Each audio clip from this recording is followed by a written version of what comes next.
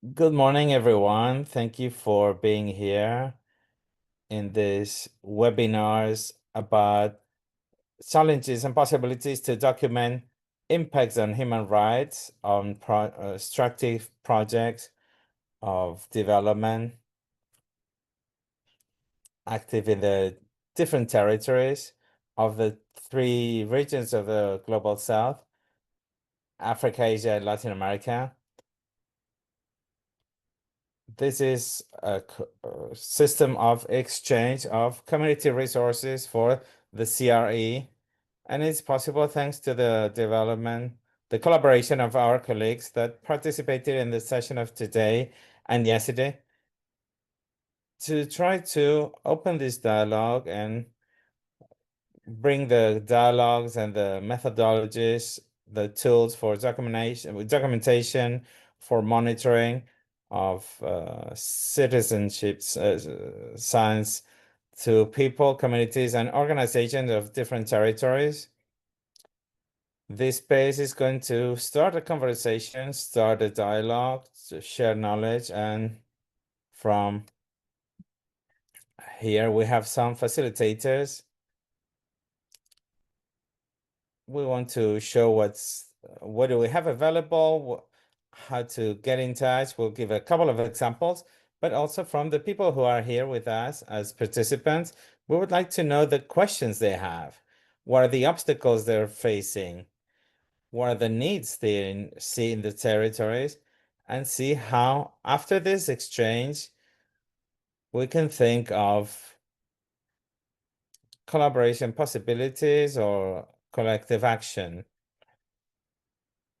Today, there will be sharing with us different proposals and methodologies. Flaviano Bianchini of Source International, who will have the floor in a minute, Cristina Giraldo, and Juan Francisco Terral. These are organizations that work with documentation of impacts, and they're going to tell us how is their work and how is this experience, what challenges and possibilities they see in every change. So they will be presenting all of them uh, for a while, and then we'll open the space for questions and answers or comments to hold a conversation. So thank you all, Cristina, Juan Fernando, and Flaviano.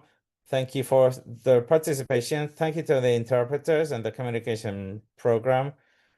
We are here taking care of the digital infrastructure. So Flaviano, please welcome. Hi, good morning, everyone. Thank you so much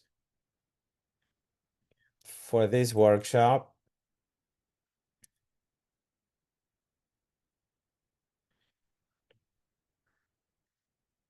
Can I share the screen, please, so I can show my presentation?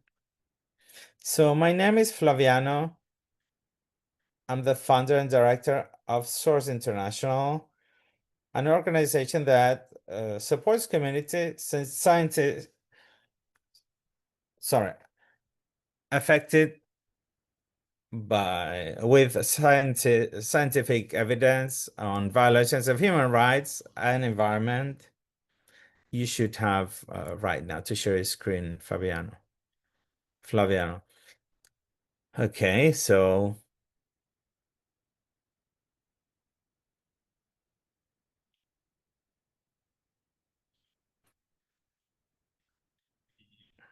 as I said, I am the director and founder of the organization that helps communities, giving them mostly scientific help, support.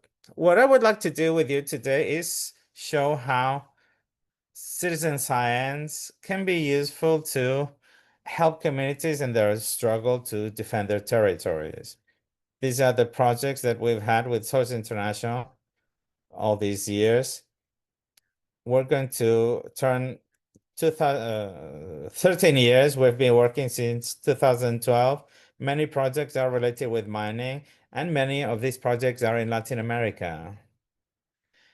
I'll talk today on projects in Latin America, but also I'll give concrete examples of other cases around the world. I want to be very concrete and fast to leave space for questions. People from South America are aware of the mining issue and the impacts it has on environment. So I won't talk much about this, but big mining companies can cause impact on health, water, during with different activities. So the extractive part is one of the points where more pollution is generated, but also from the rock part that's being exploited and that accumulates sometimes. And also for acid lagoons that we call, that are used, they're like little ecological bombs that we find in all mining areas, and they represent a huge risk to communities, for environment, and for people's health. Obviously, also the points in which companies get rid of water, the disposal system. I'll give a mining example, but it's very similar to oil extraction or agrochemical products or agro industry. What I want to demonstrate here, and I would like you to take as a message, is what citizens can do. How can we show these impacts on the citizenship side? Here you see people from Peru analyzing the physical parameters of a lagoon in the city of Cerro de Pasco in Peru. These are quite simple instruments, tools that can be used after a 1 or 2 hour training. So communities have the chance to have basic parameters of the water pollution, like temperature, HP, acidity, conductivity, the quantity of oxygen in the water, and they're quite easy to use. I can show you later what we can do with these tools. Other things are these small quick kits that we see being used in an area of Indonesia where there's also mining and battery manufacturing. These quick kits are basic, very simple. They just take a water sample. We add some reactives, and that will show changing the color, the concentration of this reactive. In this specific case, I don't know if you remember, maybe you remember the COVID tests. We've all used those. So they're very similar, really. It's like playing little chemical, a couple of drops here and there, change of color, and you see the concentration of chromics in this case. There's lead, arsenic, cadmium, and other minerals or chemical products. These are tools that can be used very easily. Once we have a mapping with these tools, these quick kits that just cost a few dozens of dollars, not more. What we can do is a mapping of pollution, very easy, like these, with an Excel that everybody knows how to use Excel. These graphics you see represent the pollution of aluminum, of lead in a river in Cerro de Pasco in Peru.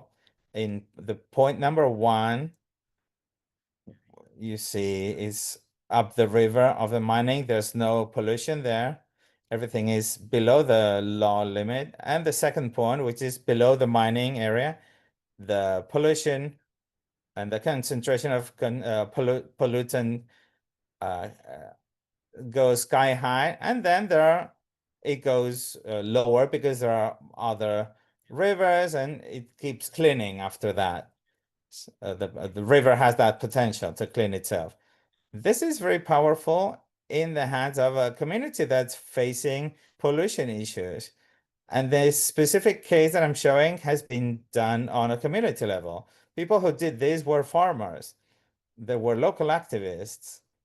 So this is easy for one. We can see this with other methods.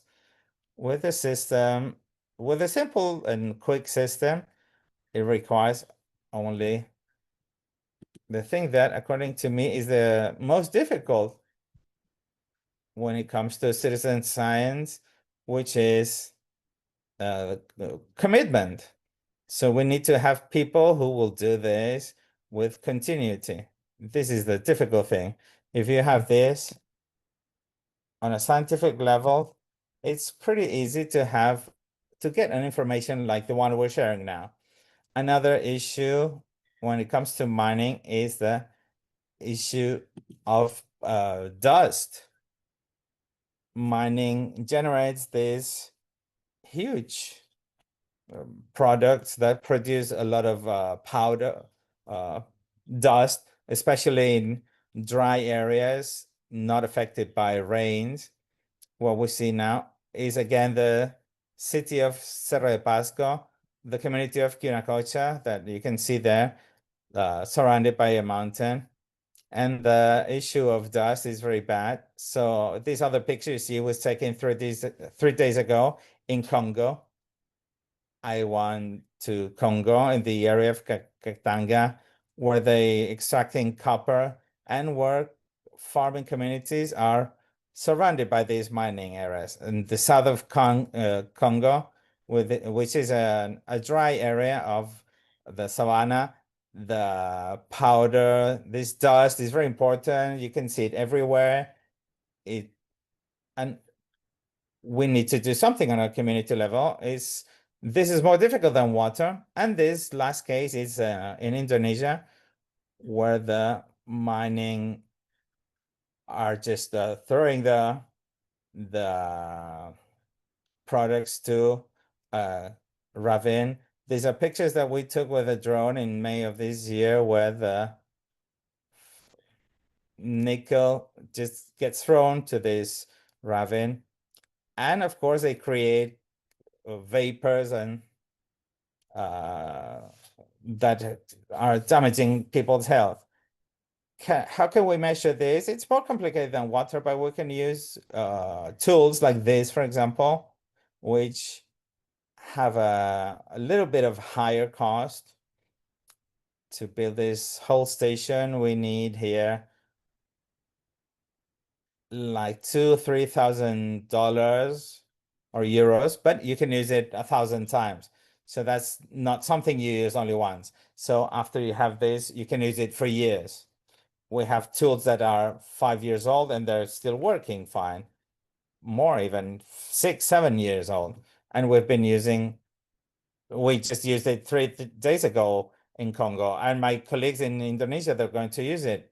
They require an initial investment, but these are tools that allow you to see the concentrations of powder of dust in the air, quantity of PM 2.5, and quality. So we need to select the dust and see the dust to see if there are pollutants like cadmium, arsenium, lead. And there are two settings, Cerro de Pasco again in the Andes in 4,500 meters high, where the main problem is cold that can damage these tools. And this is in Congo, where the main problem may be the rain. So two ways to protect these tools we see here. These are situations that can just damage, but we can protect them to work for 24 hours or to 48 hours. If there's no power, also they can be used with batteries, solar panels, or other systems for energy. They don't consume a lot. With a car battery, they can also function. With a little solar panel, also, it can work for days. It can work for a week, no problem. or a month even, until there's sun and it can work forever. So these are like batteries and solar panels that are easy to find anywhere. And thanks to this information, what we're going to do is maps of dissemination about this polluting dust, like the one we see here in Mozambique. This is a coal mine. This is the powder from the mine to the communities, or another of Cerro de Pasco in Peru. That's not coal dust, but that's a concentration of arsenic in the air. Arsenic in the air, and how this gets disseminated into the city of Pasco. On a community level, we can also do mapping of the use of water. We see an area of Colombia, the region of Chocó, in which the sugarcane plantation, sorry, that's Cauca, the region of Cauca. So the sugarcane here enters the water, the river areas, and according to Colombian law, there should be no activity carried out. So that's a protected area. That's 20 meters around the river. There cannot be any plantations.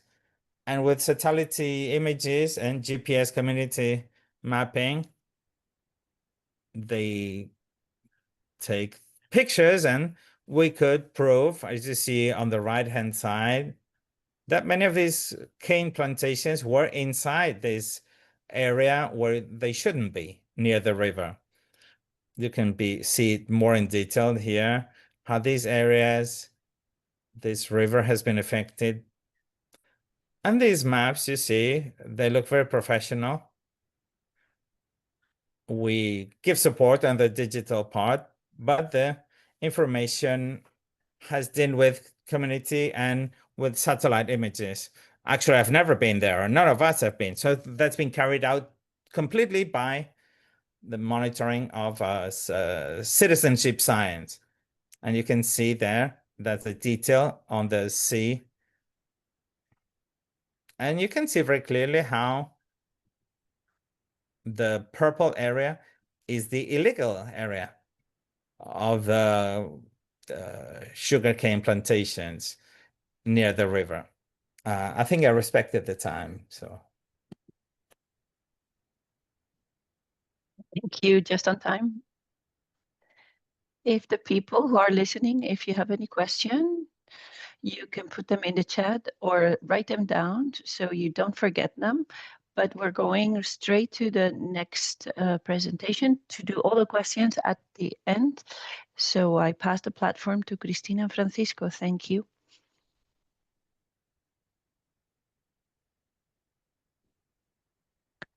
Good afternoon to everybody. Good morning. Can you see my screen already? Yes. Okay. Thank you very much to the CRE and Human Rights for the invitation. And Flaviano has given us a very good introduction to the presentation. And we continue with the whole concept of citizen science. We are going to explain the concepts of community environmental monitoring. I am Francisco, and my colleague is Cristina Giraldo. We will do the presentation together. And we are from the organization Terrae from Colombia, with experts in, we work with communities to defend their land against extractive projects, mainly mining projects, and our tool is community environmental monitoring.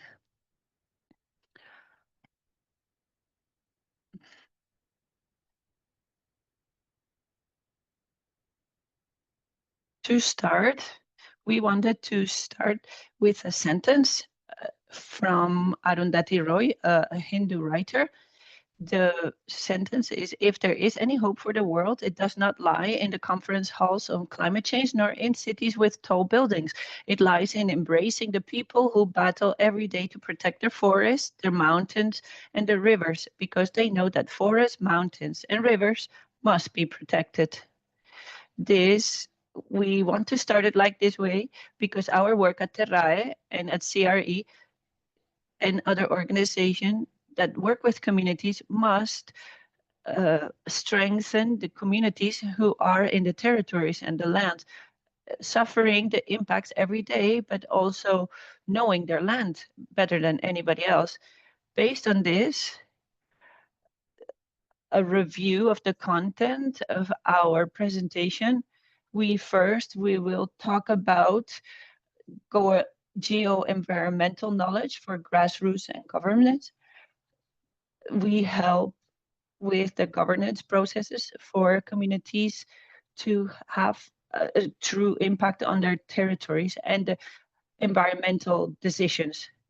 Then the concept of this monitoring itself, and then 2 cases in the southeast of Antioquia, where we see problems with gold mining and avocado plantations, and the documentation of impacts in the Amazons with fuel projects and also metals.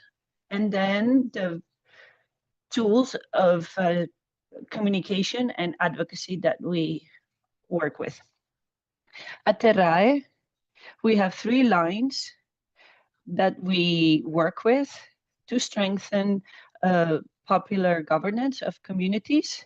The first one would be empowerment of the territories through the exchange of knowledge, technical and community. We bet on strengthening the capacities for communities to stay in their territories in dignified situations. A second axis is environmental governance. Starting with environmental education, we strengthen the participation of the communities when they take environmental decisions. And the last one would be dignified science and knowledge, how through this exchange of knowledge and this complementation between these different types of knowledge,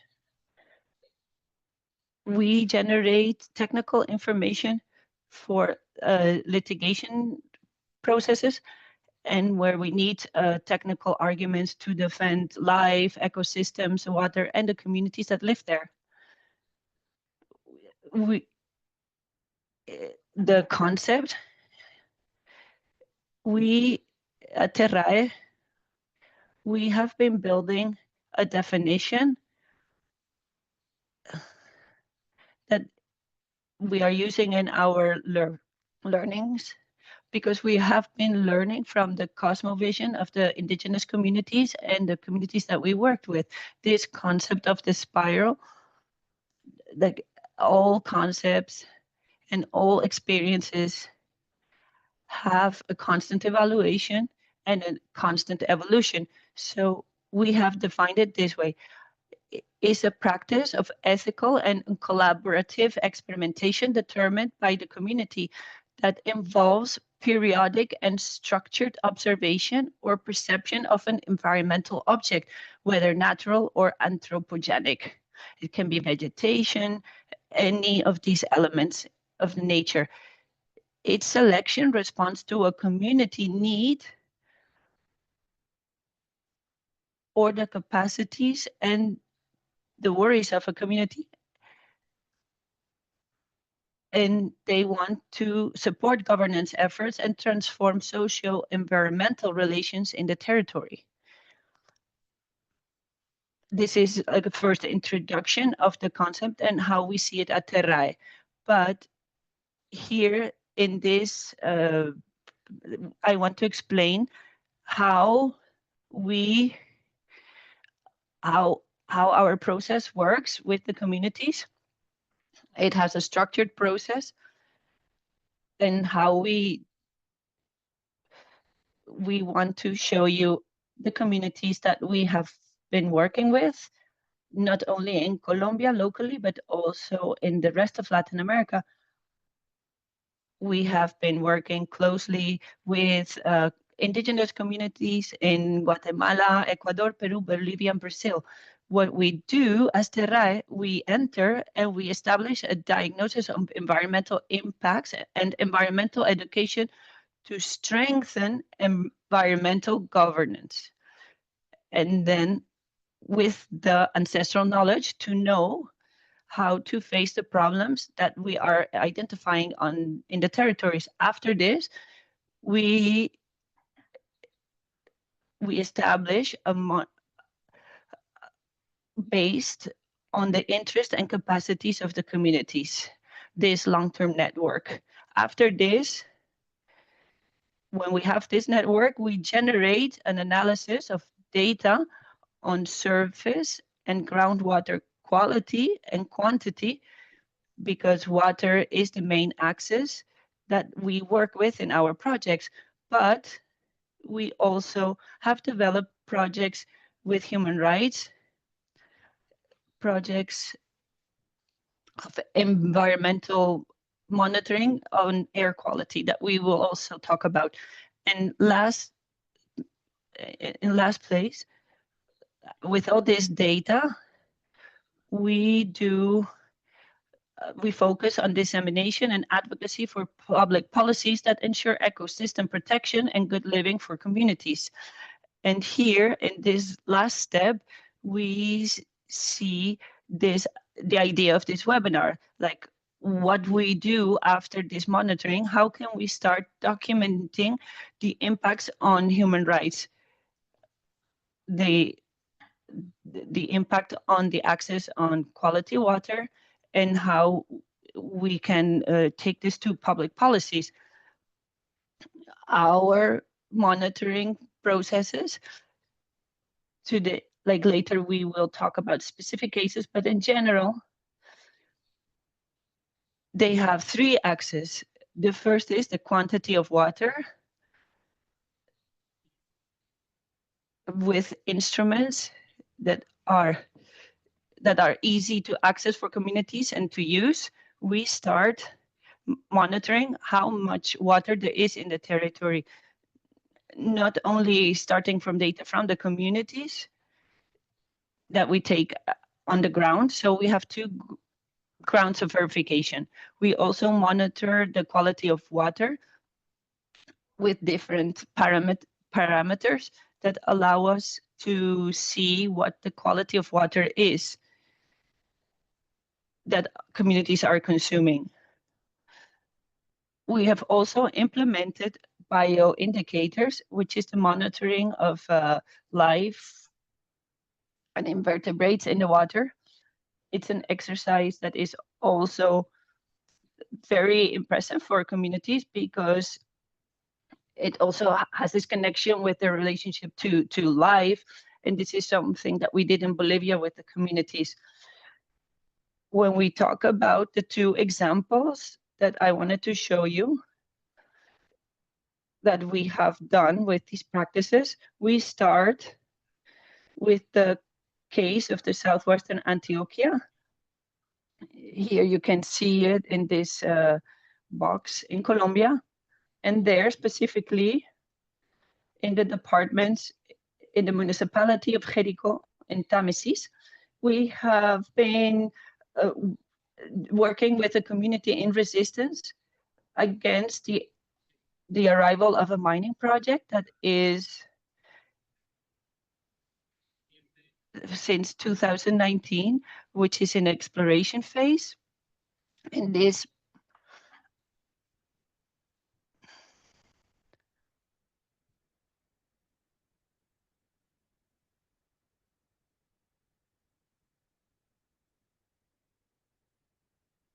thank you.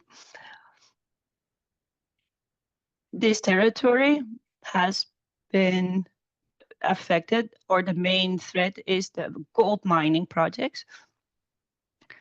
After this main threat, we, since 2023, have been strengthening a monitoring network with rural communities in 5 aqueducts in Jericho and Támesis. To explain a little bit more about the monitoring methodology in this specific project, we have 3 sources of data. The first one is the documentation of impacts, like the data that we take specifically by the communities, like the rural communities that are taking the data.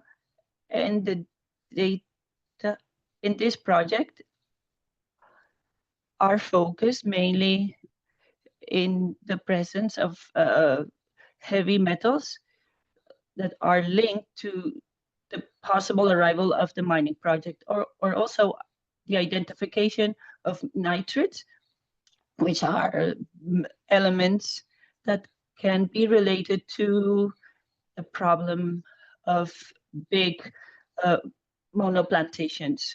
And the second source is technical monitoring, mainly focused on getting to know if the purification methods of water in the different aqueducts are being well applied. And lastly, this third source is the lab. We will go to the ground, we take different samples, and we send them to be analyzed at the laboratory in order for us to have data that are solid and that come from different sources. From these 3 sources, we have been able to document 2 impacts to human rights, and specifically the access to clean water in this territory in southwestern Antioquia. We have seen high levels of aluminum in the water, and also we have done the follow-up to chloration and purification in the community aqueducts in this region. And now my colleague Cristina is going to continue. Thank you. I want to tell you a little bit about the projects that we have since 2017 in Amazon. It started in 2017 by the potential arrival of an oil company that wants to drill in this little box that you can see in the map. Here, there are different like perforations that communities do. They have always done them to obtain water for human consumption of subterranean waters. When the petrol company enters, the quality of water and the quantity can also be impacted. There, they start to do their social movements, and Terrae is working closely with a workshop and creating a baseline before the company start their activities to see if there will be changes in the quantity and quality of water. Like you can see in the first picture, these are workshops where people with their own knowledge on their land can express their needs and their worries, and we help them documenting and put on paper and structure the information they already have. In 2021, we already established the network of monitoring, like my colleague already explained, where people are being trained, where we have colorimetry and tools that are accessible to take their own data. In 2024, these monitors already have this knowledge that they can transmit to other regions and other monitors and observers that are interested in participating in this process. Because then we can start expanding this monitoring network to see if the results that we already commented are only local or can be also regional.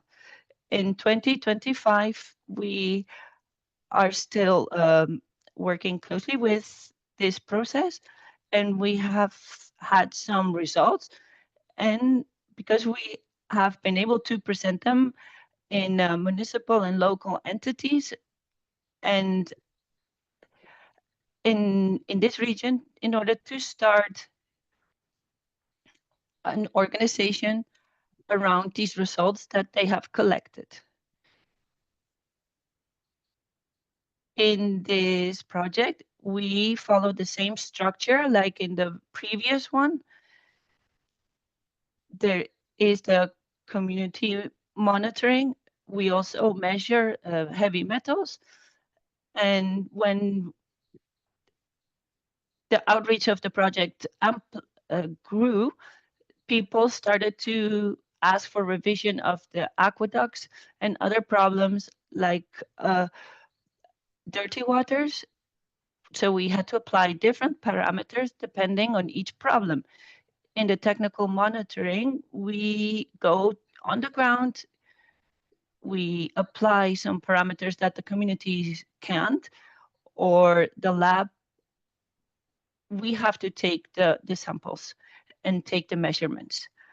And the verification with the lab, these are the data that we can present at the entities.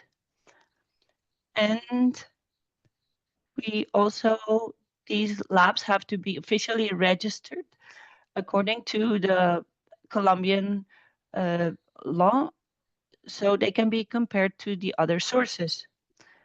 Next one, we brought some of the results that we already were able to obtain and present in our advocacy work with the communities. What caught our attention has been heavy metals like chrome, cadmium, and lead in the quebradas. Some are of human consumption, other impacts can be documented in the air, and they have different dynamics depending on if it's a rainy season, like we can see in the graphic. There's a bigger concentration in rainy seasons that surpasses the limits of the Colombian law versus dry season when there's no such concentration. So we started with the other parameters, identifying vulnerabilities of their ecosystems, and these parameters help us understand these dynamics and how present these metals will be present in the water also for human consumption. In regards of documentation, the idea is that the same people can register the data and also structure this documenting and data collection and photo taking. They can also start with physical formats, and we support receiving these pictures, this data, digitalizing everything, and with an app that we use right now, Kobo, they can also start register this autonomously, digitally, and we support organizing and analyzing all this data. Here, you can see two examples how we help organize and visualize this information. This is a visor that we have at our platform. Here, we can identify by parameters or the different type of sources, the results that we are finding. And the idea of this is that the same people can see what they're sending us, but in a more organized way. And on the left, we see a different example. This is like a review in the language of the own community, so they can collect their data, understand it. We do workshops for them to turn it into graphic and start their advocacy and governance processes with the entities.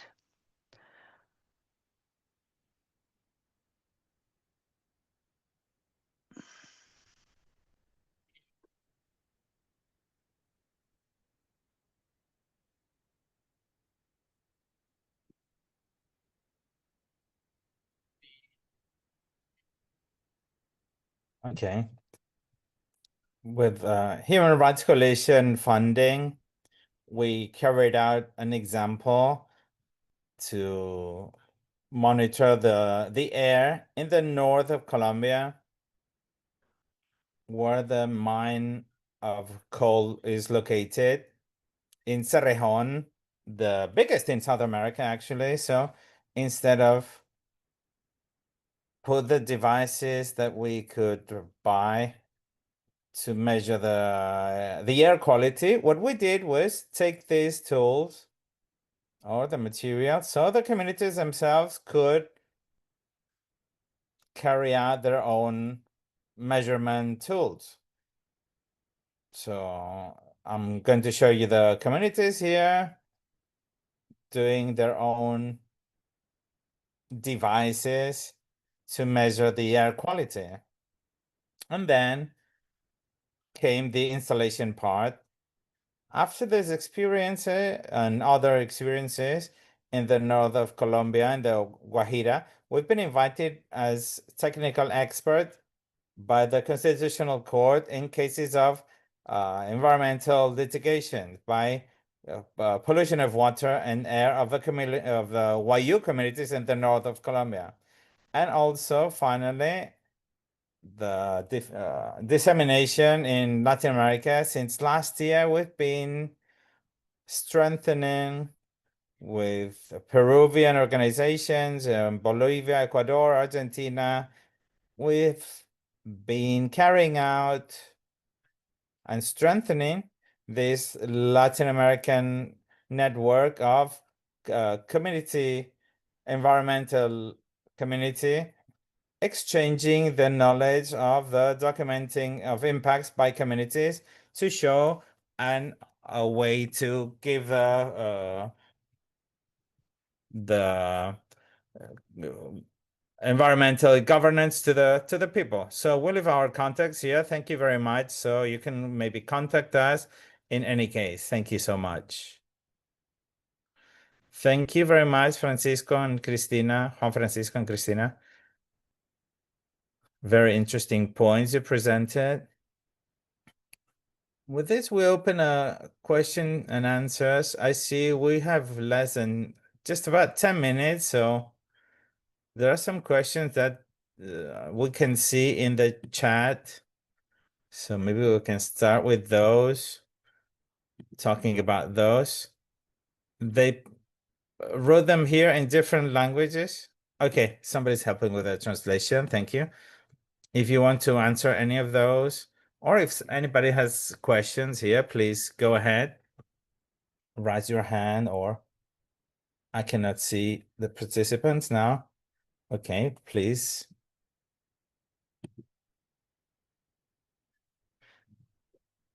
Justin Kanda, please go ahead.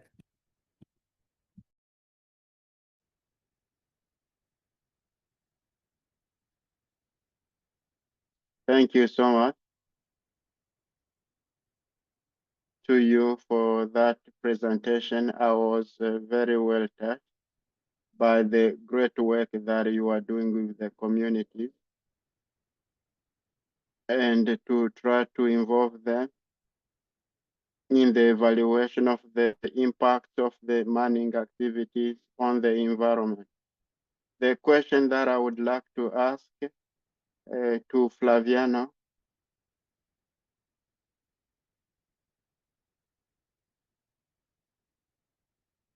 how do you get access to the mining site?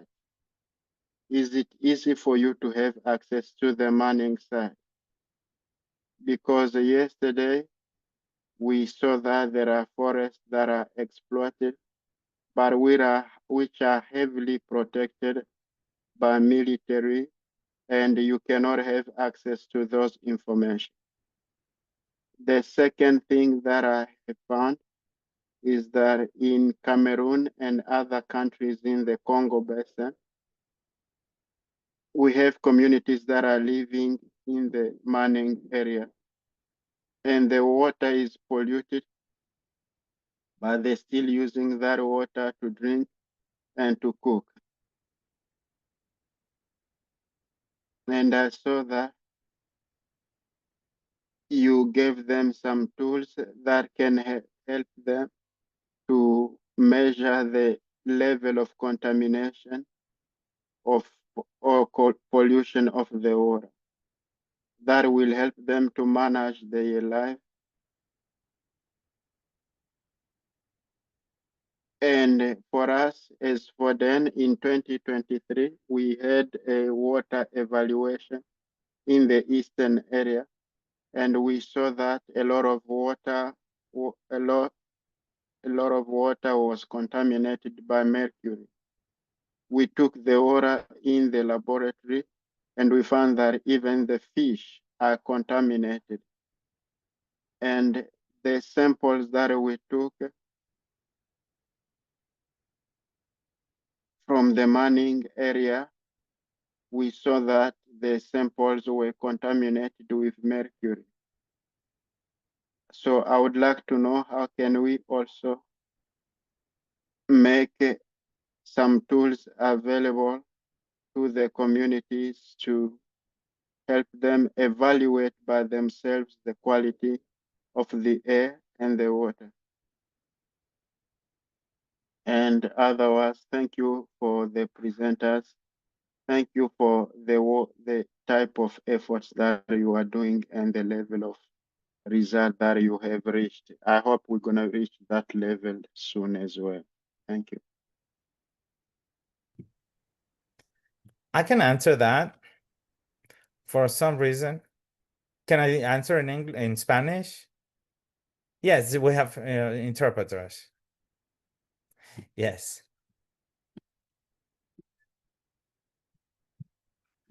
My French is very bad, so I couldn't hear the translation. I think I understood, but not perfectly.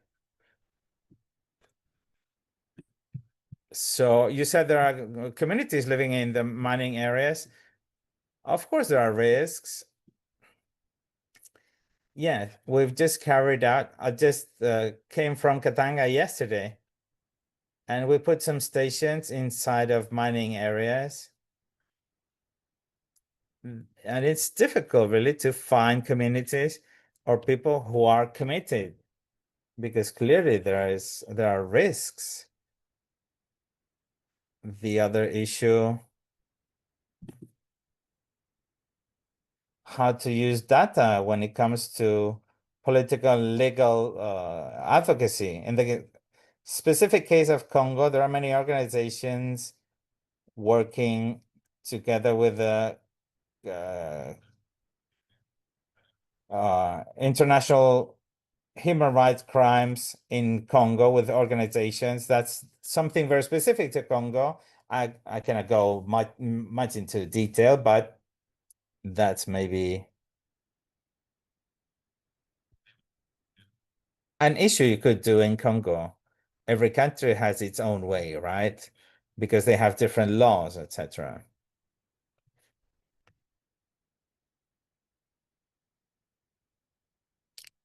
Juan Francisco wants to say something, or we move to another question?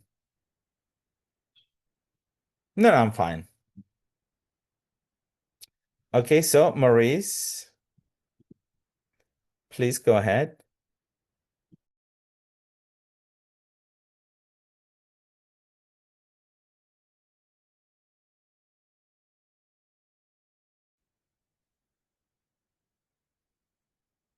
Thank you so much.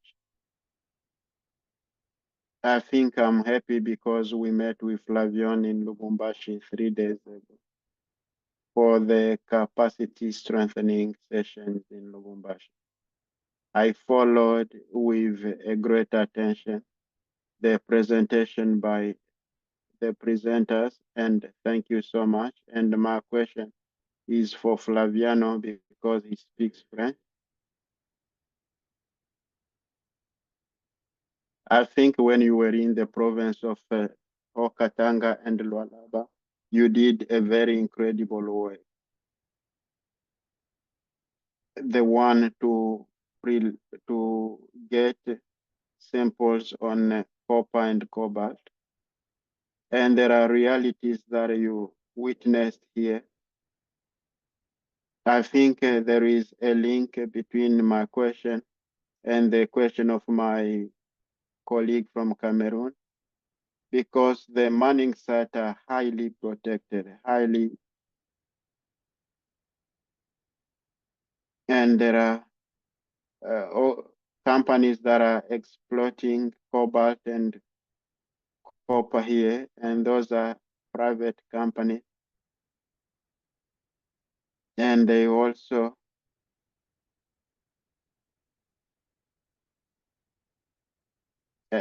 and the mining sites are highly protected by heavy military personnel.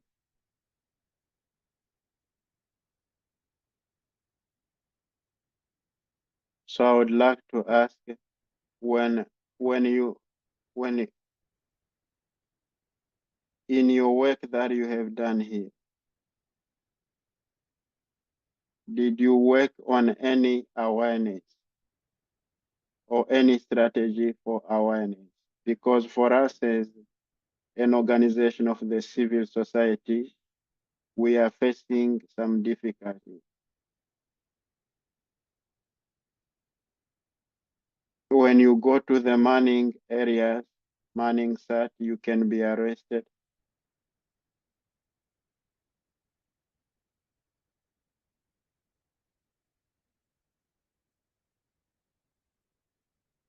So that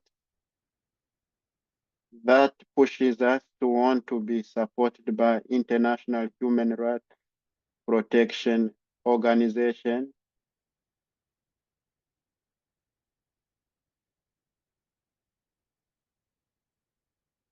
for better protection in our work on the local level.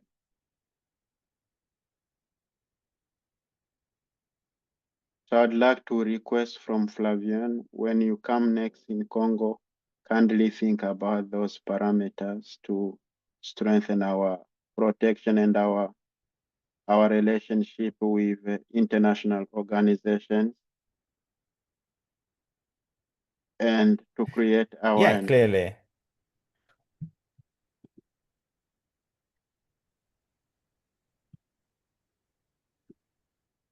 Like I said before, community work is very important. Being able to count on communities where you can work freely, use the instruments without any risk or with limited risks. The same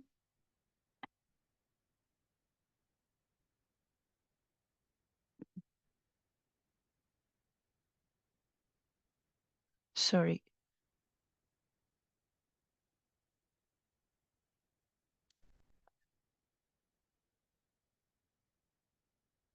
And on the issue of the more legal side, at Source International, we work mainly with local organizations. If you were at the training, you will know that we work with AfroWatch and with the more legal part, we leave it at the local organization's hands. And I think this is also very important to empower local organizations.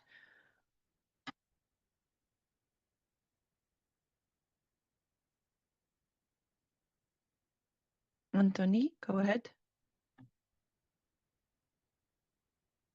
Thank you very much.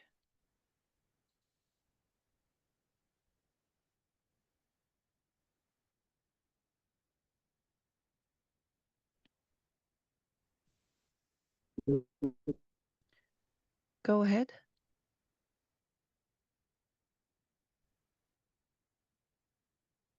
Good evening, everyone. Um, I'm so sorry I joined this meeting late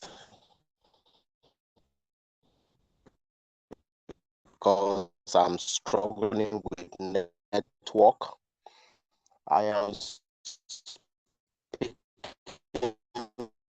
from Nigeria, from the Ogoni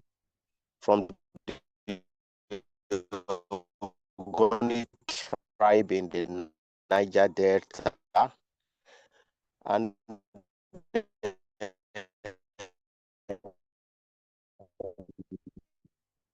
I am very much happy.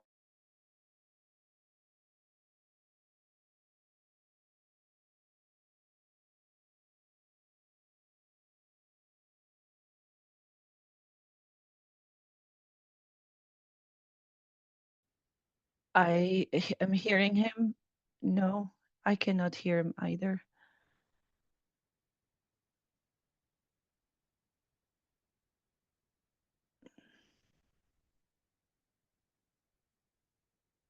Here he wrote it. He is from Nigeria.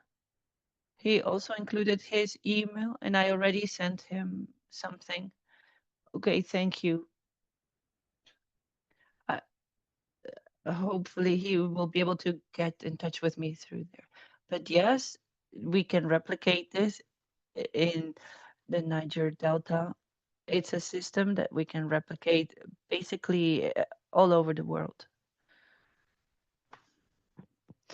I don't know if you want to answer questions that are in the chat box, just in order for assuring that there's nothing left without answering, but we cannot take more vocal questions. They're asking about guides to recommend. Yes, we have produced some that are even done with pictures, so they're very easy to use.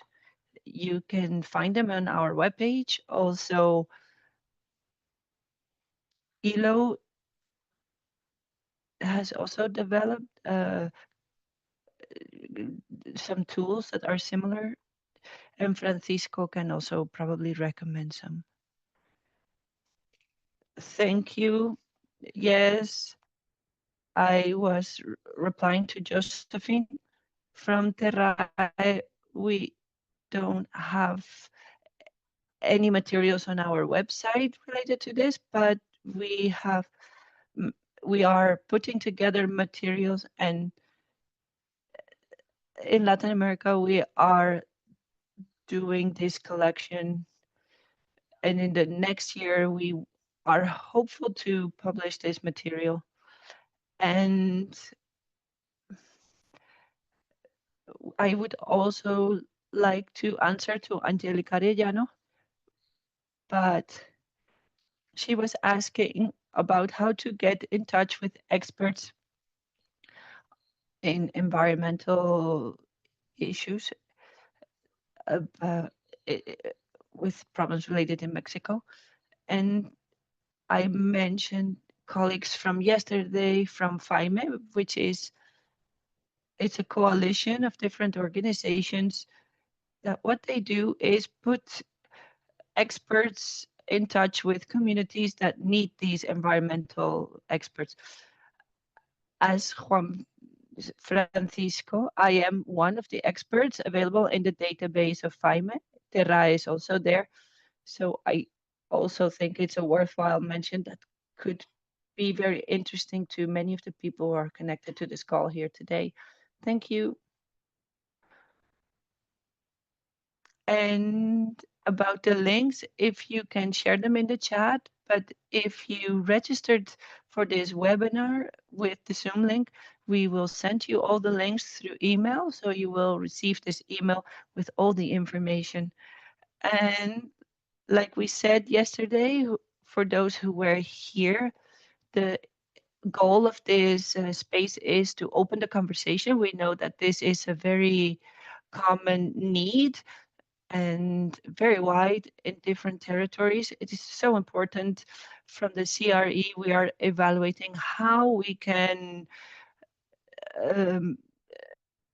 bring these resources, these experiences to different territories. So we will be in touch with you about what we can make possible.